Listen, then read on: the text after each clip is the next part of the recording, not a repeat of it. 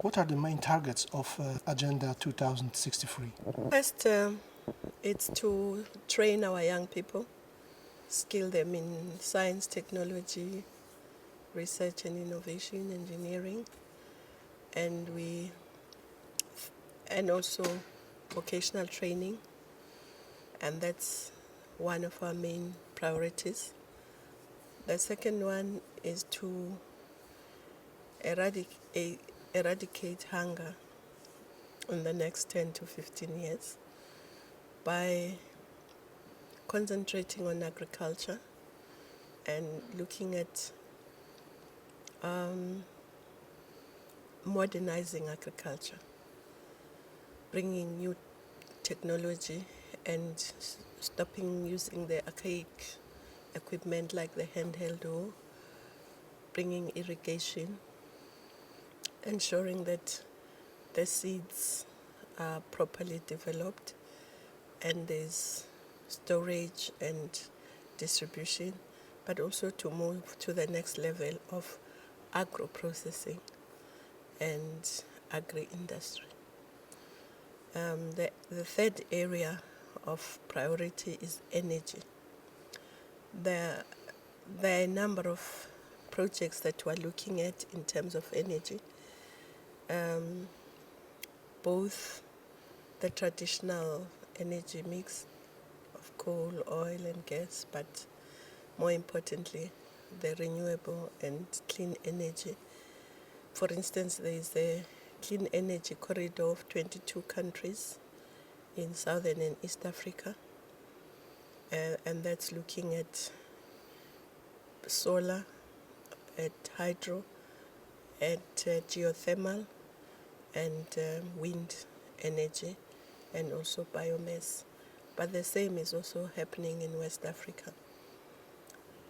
The fourth area is infrastructure, because once we have energy, once we industrialize, because we also want to stop mixing, not just sending out exporting raw materials, but also to add value. So that will assist us in increasing intra-African trade, but also global trade. But we need to move people and goods within the continent. And so infrastructure is very important: roads, rail, aviation, and maritime. Of course, these things we have already started. There's a program of Pan-African infrastructure projects, which is ongoing. Some projects have already started, some are being developed, some will be developed in the coming years. Of course, all this will only happen, again, if we are able to strengthen good governance, peace, democracy, and human rights on the other side. What should Europe change in our position to improve investment and cooperation with African countries, with African companies? Because so far, Chinese companies are much better in cooperation with you. What should we change to improve our position? I think what we should do is to look at our priorities and then work with us in terms of bringing companies that are in line with what we have prioritized. I know you say Chinese companies are doing well. I was in the US not so long ago, and I was telling them that the biggest investor in Africa is the US. But they don't invest in things that assist us to develop, assist us to industrialize. They invest in the extractives, and they just take what they extract right out, and it goes away, sometimes without even touching the land from the CEO. So I think that's very important. For instance, we want to industrialize agriculture. There are lots of companies in Europe that do agro-processing. Why can't they come and work with us on that. I know Poland is now sending a company to start a plant of tractors because our priority is to modernize agriculture and to make sure that we don't use the same old archaic hoes and oxen drawn plows. So if you look at what we prioritize and you come along with that, I know they are also looking at starting a fertilizer plant. So they've recognized that agriculture is important and they are now coming with those areas.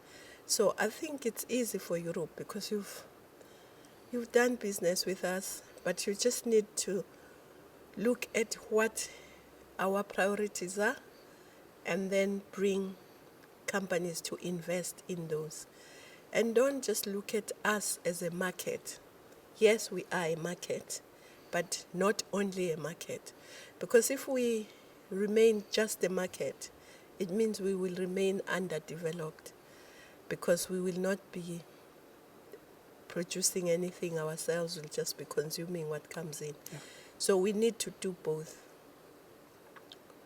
And I think also looking at women, because we're trying to get women and young people to be the real drivers of this agenda and see what partnerships you can have with these young people, with women, and also existing entrepreneurs. So just look at our priorities and come in with that. Value addition. Why should we always be buying chocolates from Switzerland or Belgium? Or yes, they are nice, but let's also set up and produce them in Africa. After all, most of the raw material comes from there. So things like that. Coffee.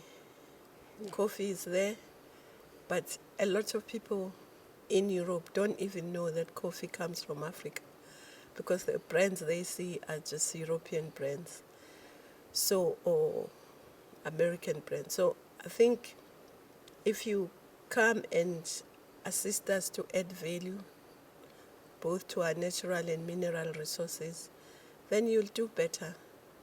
And that's what the Chinese are doing. They are working, for instance, in leather. They are setting up companies in Ethiopia for shoes, for leather jackets, because there's raw material, there's leather. Mm-hmm. And so they are coming with the skills transfer to work on the leather and to have finished goods that can then be exported and get more revenue, create more jobs.